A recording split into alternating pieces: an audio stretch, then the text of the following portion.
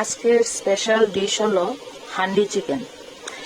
এটা রান্না করার জন্য একটা পিতলের হাঁড়ি নিয়েছি। এই হাঁড়িটার মোটামুটি 100 বছর পুরানো হবে, আরো বেশি হবে। এটা আমার বড়মার হাঁড়ি, মানে আমার ঠাকুমার মার হাঁড়িটা। অনেক আগের দিনের হাঁড়ি এটা।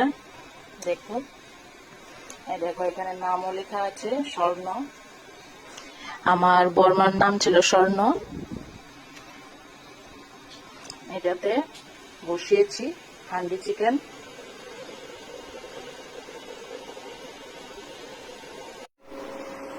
হান্ডি চিকেন হচ্ছে